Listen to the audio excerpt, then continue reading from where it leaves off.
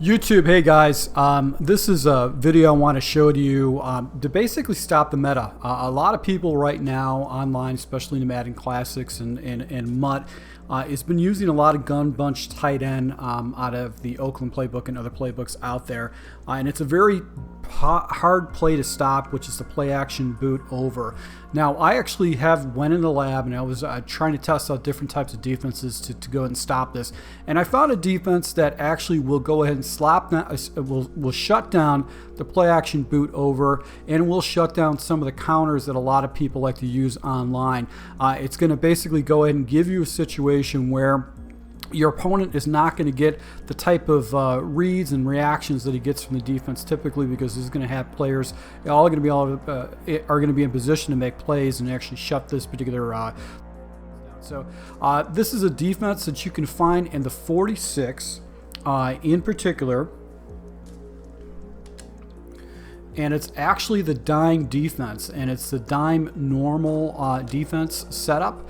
And what we're going to be looking at is going to be the cat blitz 3, and we want to flip this particular play geared to wherever the play action boot roll over is going to go. So I figured out a fairly fast and easy setup to get this play set up, and it will shut down the play action boot over. But I want to show you how effective the play action boot over is, and then how to actually run this particular play. So the play we're looking at is going to be this play action boot out of this gun bunch tight end play, and typically the setup is going to be the following. You're going to go ahead and do a delay fade with the tight end, and really all you're going to do is just go ahead and look to the levels concept and just essentially go ahead and attack your opponent with the levels with this particular play.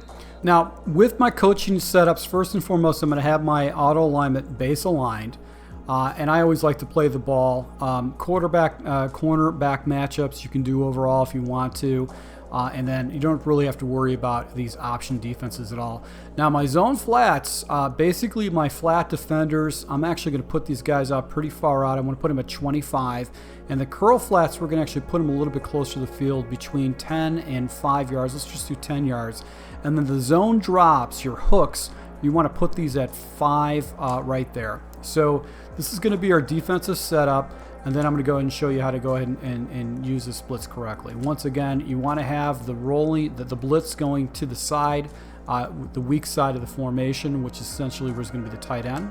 So here's the setup. Basically what you're going to do is you're going to go ahead and take your defensive, your defense, and actually go ahead and put press to get everybody down to the line of scrimmage. Then you're going to go ahead and take your defensive line and you're going to pinch them in. You're going to QB contain, and they're going to take your outside defensive back and actually put him in either an outside quarter, or a hard flat or a soft flat or something like that. So the flats are going to jump up to about 25 yards. Now, if I've got the ball on the far side of the field, where he's basically on the left side of the field, meaning the far side of the field is going to be on the right, my preference is to actually put him in a outside corner.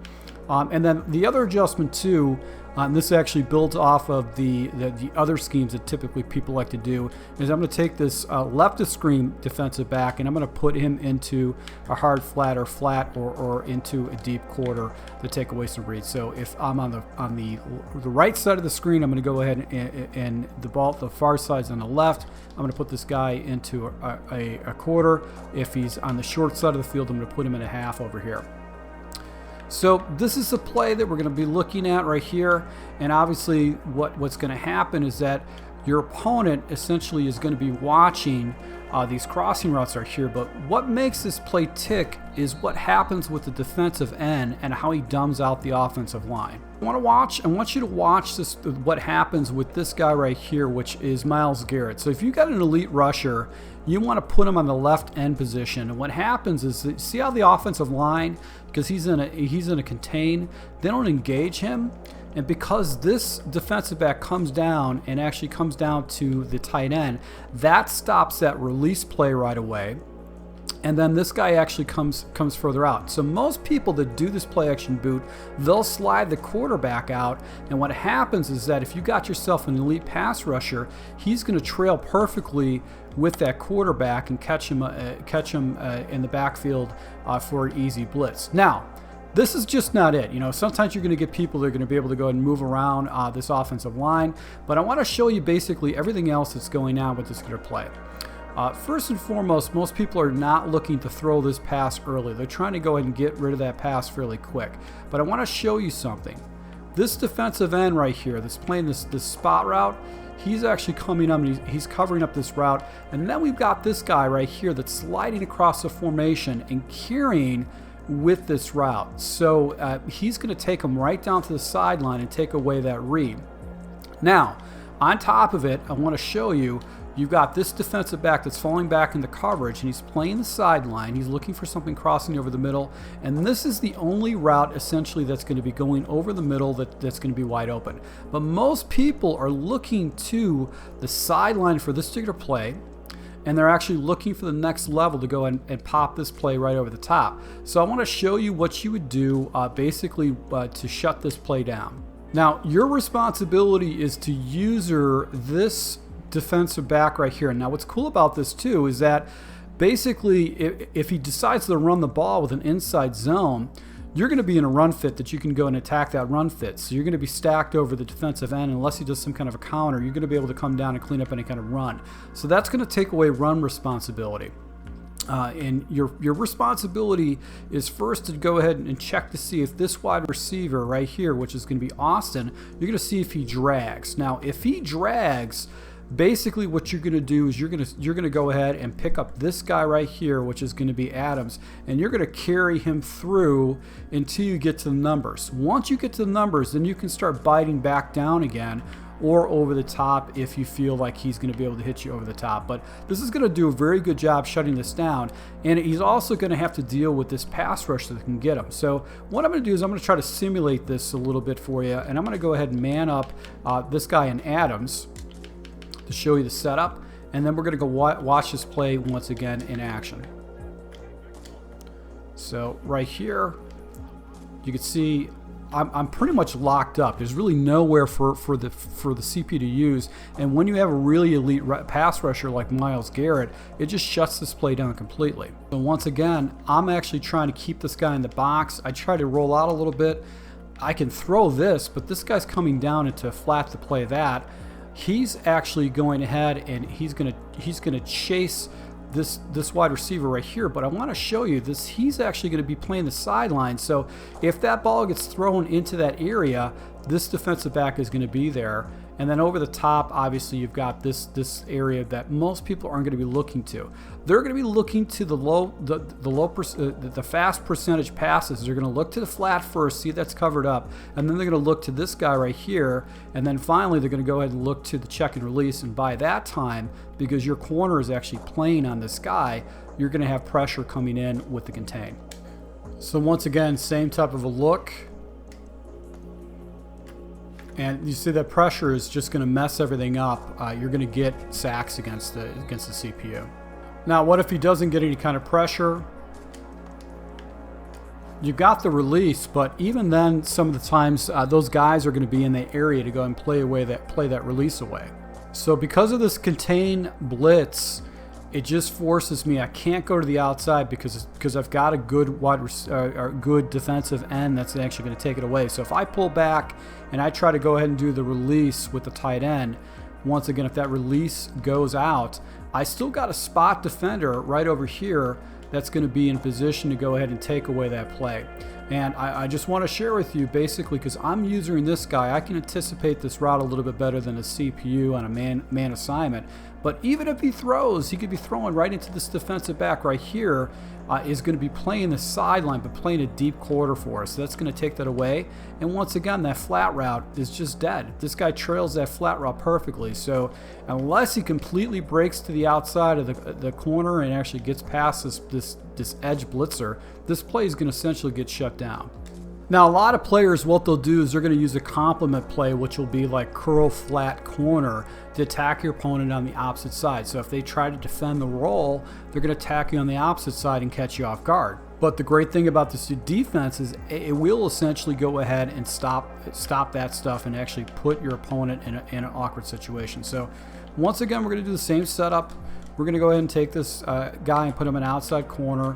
We're going to take this other guy and put him in an outside corner or outside deep half, and we're going to use this guy over the middle. Now, once again, what we're going to be doing is we're going to be looking for the streak that goes up the middle of the field, and not necessarily be too concerned about anything on the opposite side. We want to go ahead and take away the next common thing that a lot of players do, which would be a streak. But I want to show you basically what a lot of players do online is they'll do the following setup like this, and they'll try to go ahead and look for the streak, or they're going to try to look for this corner route, and that's where you're going to go ahead and get a nice little deflection against the corner route. So conceptually, they're going to do something like this. They're going to basically have a little out route. This is going to get taken away by the flat. Because this guy's playing an outside corner, he's actually going to go ahead and take that outside quarter away, and all you're going to do is follow the streak. So really what you're going to do is you're going to go ahead and make sure that he can't pop the streak early, and then you can pull away and actually go ahead and try to force him to throw a corner if he tries to throw into it. But over the top coverage, basically this guy's going to be over the top to go and take that away.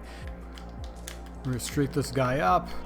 We'll do a check and release on the backside, and we're just going to go and look to our reads. And the only issue you really got to be concerned about is the check and release on that play, but most people are going to be trying to attack that opposite sideline. So the streak is going to be taken away. You can basically take away a fast read and a streak over the top, and this corner route will actually get shut down. And it's going to force him to go ahead and throw the check and release, which essentially is not really going to get covered up, because this guy is actually going to fall into kind of a zone right here and just sit here. But if he rolls the quarterback out, you actually can go and send this guy after him, and he should come down and actually rush the quarterback. So that's the only good thing about it. This guy's going to slide over and not necessarily give you any kind of support with the check and release, but he's sliding over with this particular route right here, in that type of situation. But for the most part, our main focus is actually getting away his main reads. So if he's going to his fourth read, fifth progression, he's not going to be very happy about that. So this is a good way to go and shut down these two different plays that a lot of people like to use online. And then you start playing chess games with them. You can go into, a quarters defense out of this formation, show them the same type of a look, doing a quarters defense, and jump into a man defense and stuff like that. And that's really going to start. It's going to start messing up what he's doing and what his reads are. So, guys, this is just a defense that I actually have found. It is the perfect defense? Absolutely not. It's not the perfect defense, but it's going to give you a baseline to shut down that play action boot. It's going to give you a baseline to shut down that corner streak out route on the left side, and force your opponent to go ahead and make tougher decisions. And then you can go ahead and start hitting this guy with a dime blitz, where you can actually take the defensive backs and actually come in after him and really start messing with his head. So, guys, if you do like these type of tips, make sure you smash that like button, and I'll be rolling out more offensive and defensive tips to take your games to the next level. So thank you for your support, and until next time.